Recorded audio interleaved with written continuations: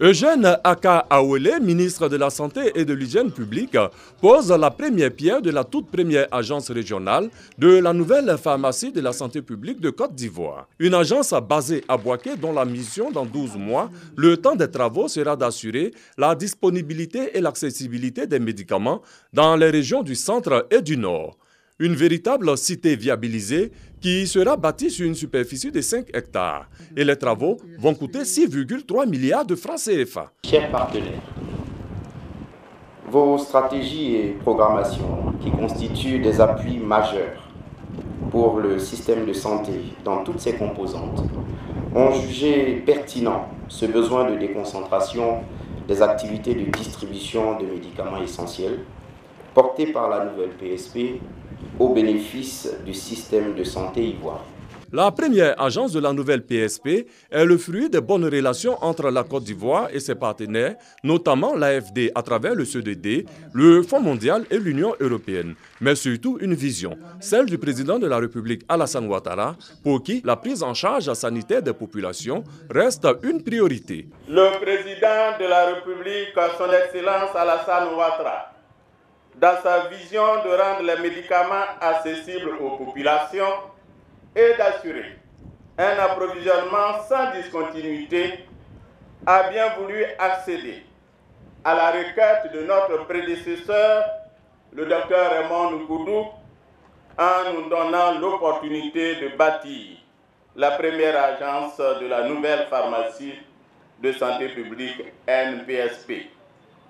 Cette décision de son Excellence le Président de la République nous conforte son idéal de placer la santé au cœur du développement social durable. L'intérieur du pays attendait cette agence de la nouvelle PSP. N'oublions pas que le but final, c'est que le patient ait son médicament. Donc en fait, une nouvelle agence ici, vraiment c'est l'idéal.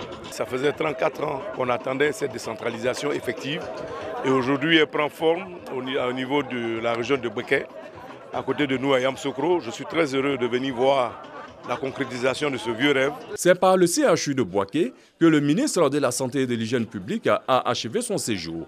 Une visite axée sur la présence du personnel, la qualité des soins et l'hygiène de cet hôpital. Même la cuisine a été visitée. La sauce des patients n'a pas échappé au contrôle du ministre. Bonne nouvelle, Bouaké aura un nouveau CHU. L'annonce a été faite par le ministre de la Santé et de l'Hygiène publique Aka Awele à l'issue de la visite.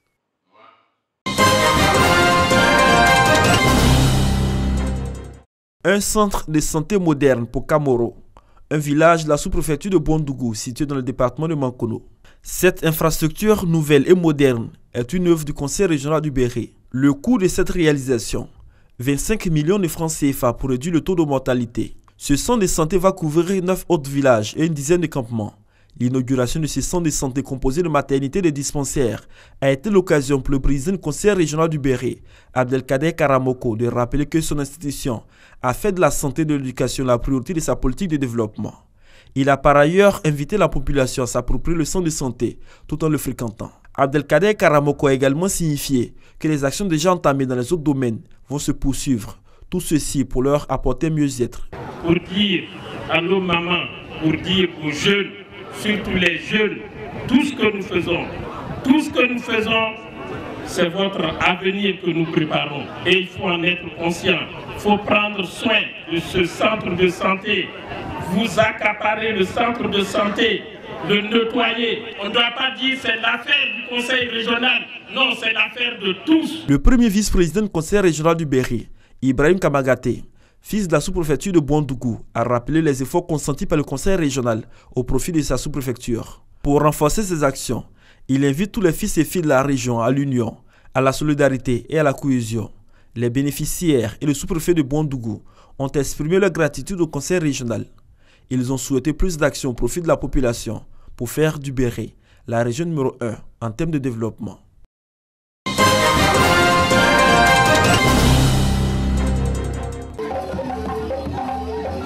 La salle des fêtes de la mairie de Yopougon, lieu de rencontre des ressortissants, élus, cadres et chefs traditionnels de la région de la Bagoué, et parmi eux, les jeunes du Pongala. En ce lieu, ils ont pris l'engagement d'œuvrer pour le rayonnement de leur canton grâce au projet initié dans le cadre de leur association baptisée Action pour le développement du Pongala, l'APD. Sortir le Pongala de la pauvreté va nécessiter de nombreux investissements dont le plus important est l'entente et l'union de ses fils et filles. Sans la cohésion, il n'y aura pas de développement possible.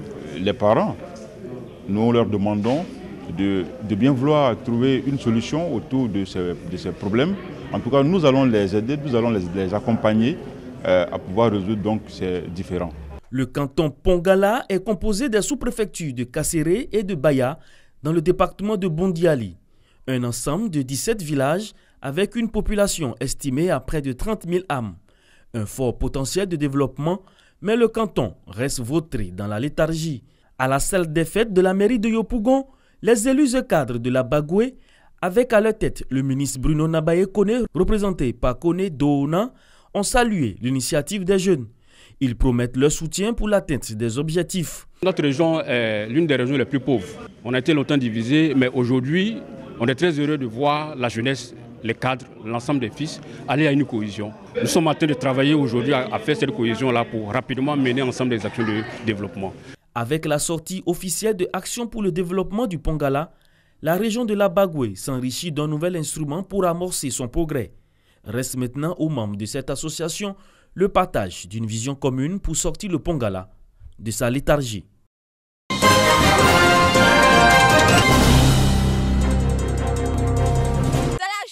la joie totale.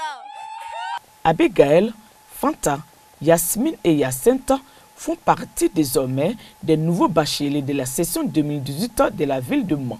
Oura, écrit de joie pour les admis, pleurs, découragement pour les recalés et même des évanouissements.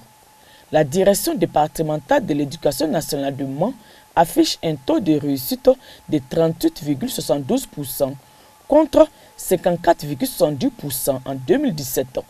Un taux en dessous du taux national qui est de 46,09%.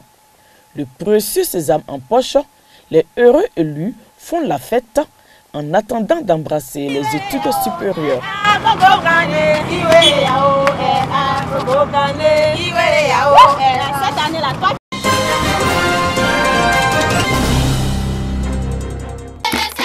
Les meilleurs écoliers de l'école primaire publique du village de Nda Kisikro dans le département de Didiévi récompensés. Ces apprenants sont primés pour les bons résultats obtenus au cours de l'année scolaire. 100% d'admis au CEPE et à l'entrée en 6e. Cette cérémonie de distinction est une initiative de la Mutuelle de développement économique et social de Nda Kisikro. À travers ce prix d'excellence, les responsables de la MUDESNA visent à inculquer à ces écoliers l'esprit du travail bien fait. Cette cérémonie est aussi placée sous le signe de la scolarisation de la jeune fille. L'important pour nous d'insister sur cette nécessité de donner chance à la jeune fille parce qu'il est nécessaire aujourd'hui, avéré, que la femme constitue un maillon indéniable au développement économique et social de la famille et de la société dans son ensemble. Parrain de la cérémonie, Ibrahim Berté, directeur de l'ONEP, Office national de l'eau potable, a invité les enseignants à s'impliquer davantage dans l'éducation des enfants. Les réussites à l'école de Nda Kisikro sont de 100%. Donc, si pendant 5 ans, on fait 100%, ça veut dire qu'on n'a même plus besoin d'encourager les gens. Ils ont compris déjà. Ils ont compris qu'il faut travailler. Cette journée d'excellence à Nda Kisikro est à sa 10e édition.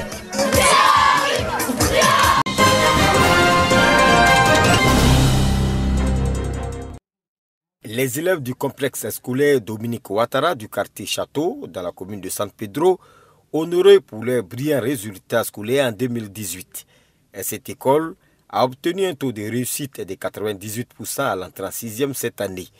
Pour les donateurs, ces écoliers, tous des enfants des planteurs, ont besoin d'être encouragés à persévérer dans leur quête du savoir. Nous accordons une importance majeure à l'accès à l'éducation pour tous les enfants en âge d'aller à l'école.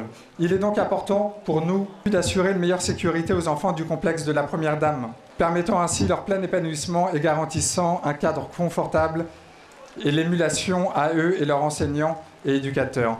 Les élèves et les enseignants de ce complexe scolaire ont depuis acquis plusieurs prix et trophées, tant au niveau national que régional. Nous vous félicitons.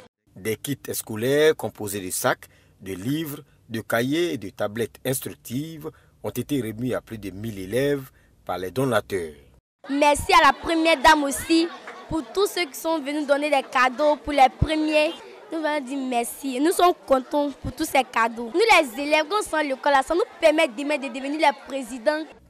La cérémonie a pris fin par des sketchs, des jeux, des chants et un match de football qui ont été récompensés par des trophées. Notons que déjà en 2015, 18 classes, une cantine, une bibliothèque et une infirmerie avaient été offerts au complexe scolaire Dominique Ouattara par des donateurs.